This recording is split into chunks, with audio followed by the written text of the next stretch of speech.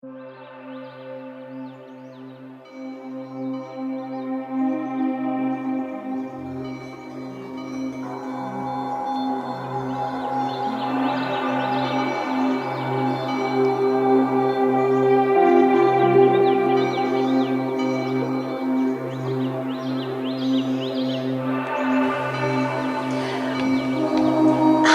greetings, beloved. Welcome to Authentic Soulful Conversations with Itesh.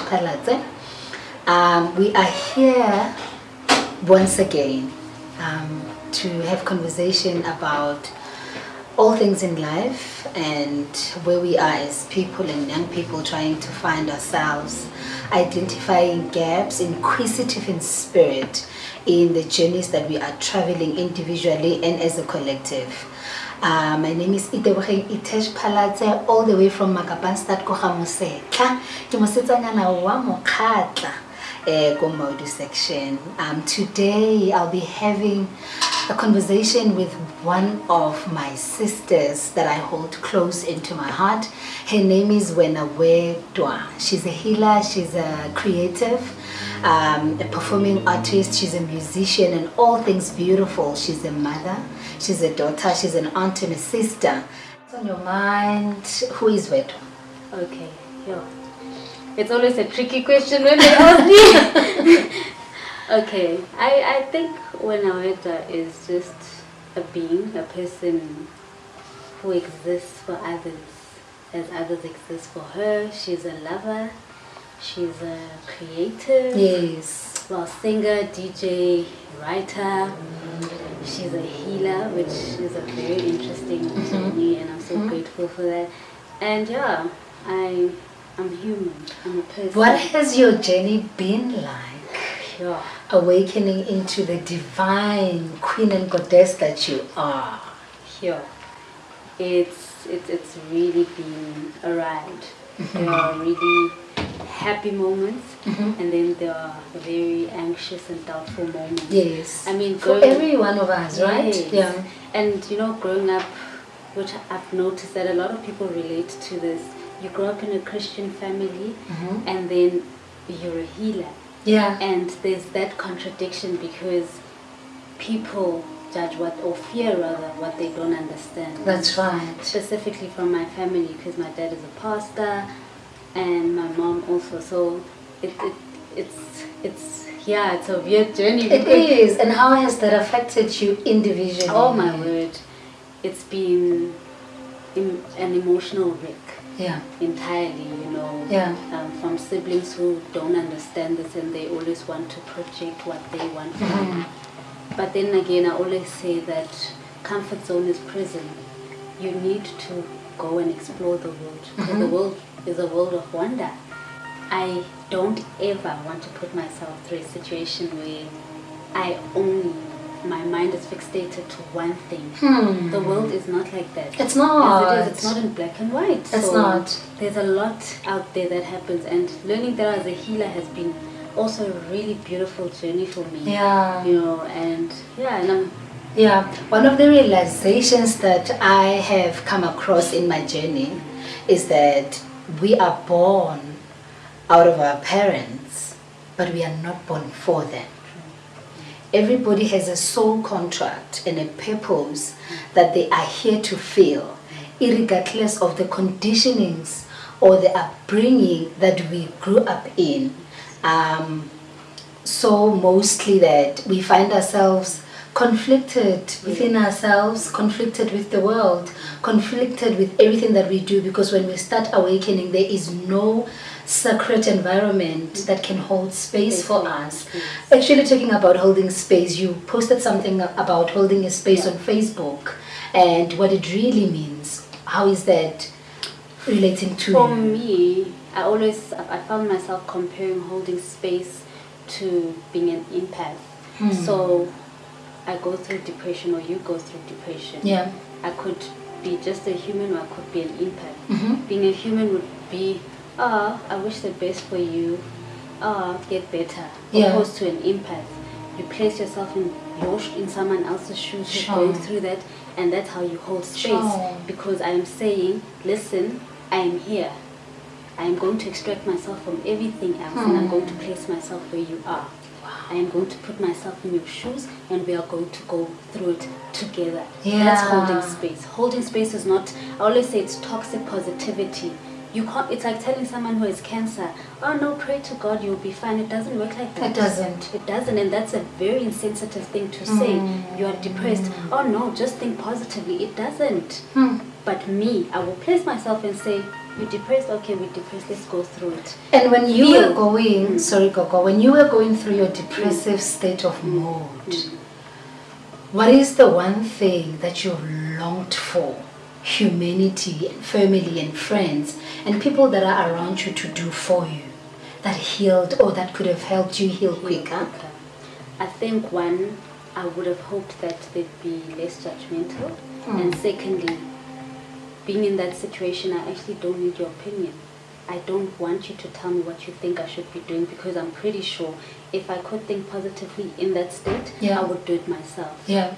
So don't trigger me more and tell me something I logically can think of myself. What I would have needed was you saying, let it be. Let's let it be then. Let's go through it. Because to always want to fight situations doesn't allow you to heal and it doesn't allow you to it's powerful. embrace It it and go through it. So let it be. Sometimes you just need to say, okay, this is what's happening. I acknowledge it. I'm allowing myself to feel. And one of the things we go through as people who go through depression or been through depression, you feel guilty for feeling. Sure. Don't feel guilty for that. Yeah. You're still human at the end of the day. That's and you have every right to feel. Like a child who gets burnt or whatnot, they feel, they cry. Yes. You're human. The fact that it's mental and it's emotional and people can't see it on the and outside. it's not visible. You can be beautiful on the outside. But you can rock up and put on the nicest makeup ever and slay.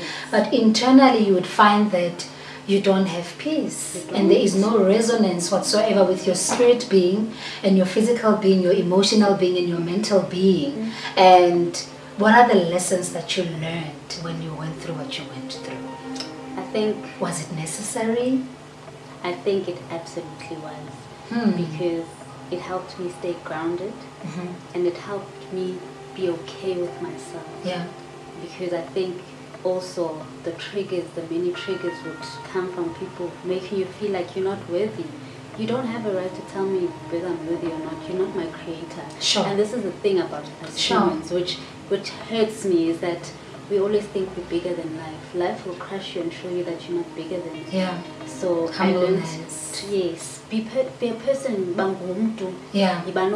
That's what you are here for anyway, because I didn't come on earth alone, first of all. Yeah. If I was on earth alone, I'd understand that I can be selfish, I can think for myself, although I exist on my own. I'm not boxed up in my mind or in a world alone. I'm in a world with people. Yes. And the only way is we coexist from man to woman, woman to man, woman to woman, man to man. We coexist. And the only thing really I also learned from it was, which I've always, it's always been me. So when I describe myself, was kindness. Sure. I think that's all you need. And your energy speaks of it. It speaks of unconditional love. It speaks of non-judgmental values. In saying that as well, what's your take on sisterhood? Sisterhood is very crucial, specifically in this generation. Sisterhood is not there though, it's non-existent. I feel it's an ideology. Because if I'm saying I'm your sister, I think people misunderstand the concept of having someone's back. It's just a light conversation to them. Yeah, it seems that we post about on social media and not do anything about it. In reality. So we want to twang on Facebook or social media, go through societal pressures in an essence that I can call you my sister today and tomorrow I can come back and crush and bash who you are. Yes, and I've experienced that a lot in my life, you know. Workspace, people who don't know me from a bar of soap. Yeah. I always say, you have your opinion is not me though. And it took me a long time to set those boundaries and get to this point. But in your opinion, just also know that you don't have a right to have an opinion on me. Sure. As I don't have a right to really have an opinion on anyone. Wow. Because that's where judgment starts. It does. The moment you think you can figure someone out. No, I mean, if I don't Or even even know, fix them, yes, or try fixing no, them. You're not here for that. You're here to be here for someone and hold that space and show up for someone and embrace someone as they are. Because then it makes it easier to grow. When I acknowledge you, you acknowledge me. Yeah. We grow. Yes, We're easy. we do. There's no judgment. We are each other's reflection. Yes. What are your rules of sisterhood code of conduct that you live by, or that you would love within your circle, being nourished into? Yeah. One of them, the first would have to be respect. Yeah. Respect brings harmony. That's easy. Even children figure that out. Mm-hmm. I mean, I always say children are superhuman. They are. Because I can shout at my son, or you can shout at your child, and literally less than 5 minutes, Sultana has forgotten about that. There's forgiveness. That's another very important thing. Children are so pure that they know that you probably didn't do it maliciously. That is why children are superhuman. Because they have so much love and faith in people. Yes. Even though sometimes they don't understand. But they will still project love. Secondly, honesty. Yeah. Honesty is very crucial, and there's a difference between being honest and being mean. And I think people confuse the two. Yeah. Me being honest would come to you and say, Gogo, I didn't appreciate that tone, opposed to being mean. Yeah, you always speak like this anyway, you are that person. Sure. That's the difference. Yes. It's like being a critic. Yes. There's positive criticism and there's negative where you know someone is being malicious. Mm-hmm. So honesty is very important. And I think overall, kindness and love are the main things in my life. These are the main things. And this is the message that you preach every time when you go out. Yes. When we came to your album launch, there is a love code that you used, and being there for one another and being genuine in loving people. How is that in your day-to-day life, in workplaces and in the craft that you do? Look, there are people who will receive it and there are people who will shun it away. Yeah. And it's not for me anymore to carry that burden that people reject that love. If you want to stay in a dark space, in a dark world, or with dark friends and whatnot, that's okay, and I'll still respect you as a person. Yeah. Because at the end of the day, before anything, before I'm a creative or healer, mother, whatnot, I'm a person, and I'll respect you based on that. But it also doesn't mean that you need to be in my space. I mean, literally in the office, there are limited people who are my friends. Yes. They've spread lies about me, spoken ill about me, and I've been okay with that. All I'll do is cry. I'm not going to fight that back. Yeah. It's for the universe. That's not who It's you not are. for me. Yes. I mean, I can't put myself through that anyway because I love myself that much now that I know what I should not engage in.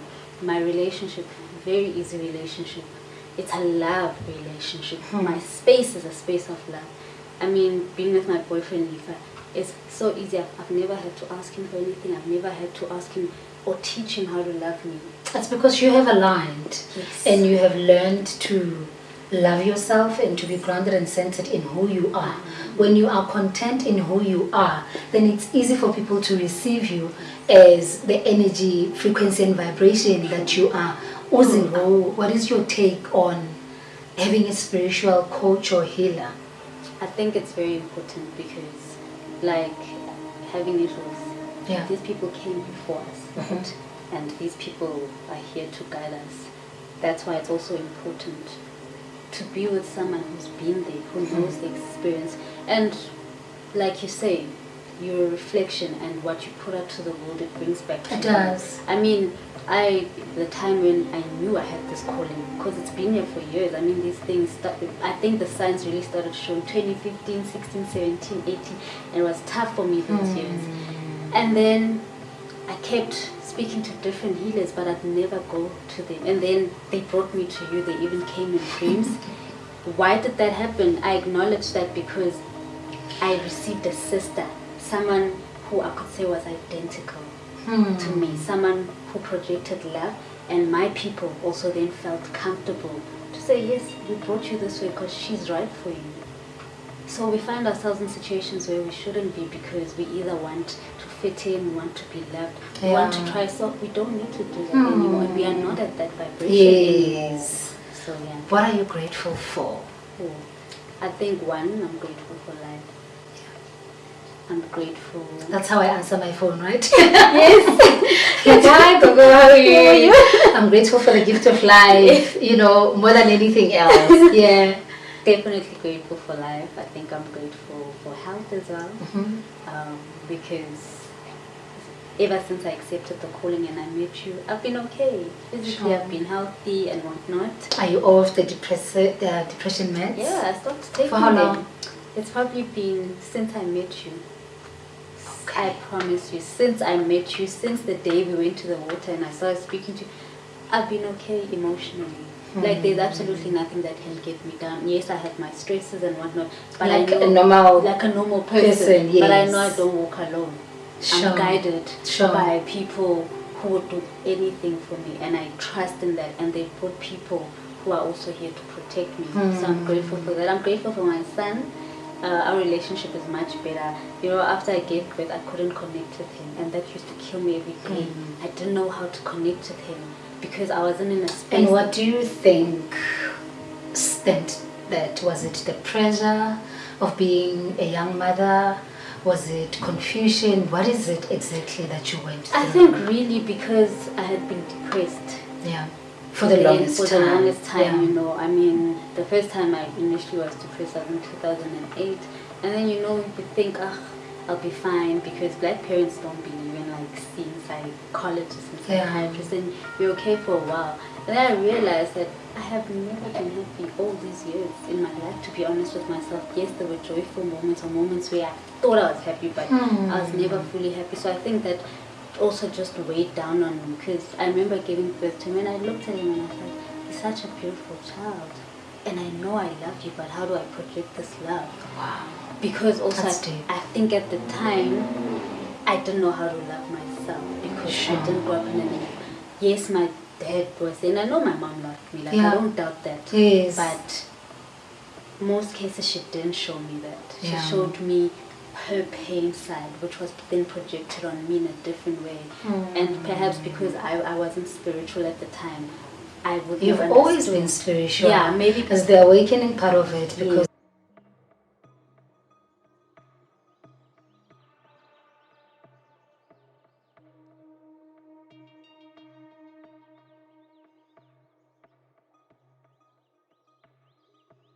of the time in the clients that I see and the people that I see is the brokenness and the wounds that they are carrying from generations to generations, you know, until this far. You find yourself questioning a lot of things, and there's no one literally to guide you. Our parents can't hold space for us. they don't. I remember as well the relationship with my mom has gotten better after my initiation. You know, she knew that I was gifted. Everybody knew, even from where I come from. But I think she was afraid of letting me go into a world where it's tainted by a lot of darkness and a lot of misunderstandings and miseducations. And she just allowed me to go in the world, burn, crush, hurt. You know, and at the time I didn't understand. I think I want to hear more of the singing part of this. You've got a beautiful voice, you've got a healing voice. And Give me 70, yeah, no.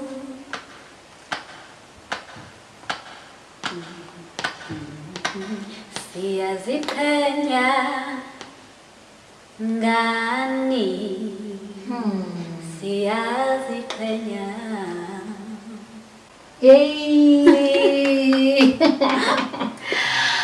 Oh, thank you so much for taking your time to come have conversations with us. I'm humbled. You know how much I love you, right? I know. Yes, and give thanks to everybody who's watching. Please share the love, the vibration. We are still growing. We are still getting there. We don't have content whatsoever. Hence, it's authentic, soulful conversations. We speak from the spirit. There's no preparation. We just step into where you are and what you are. And if you are out there and you want us to come and have burning conversations with you, things that are burning you inside, let us know. On YouTube, it's Authentic Soulful Conversations with Itesh. Facebook page, same thing. We're still working on the Instagram page. And on my personal Facebook, it's Itesh Palatse, and Weta will introduce her handles and all of the stuff that she does. Bless her.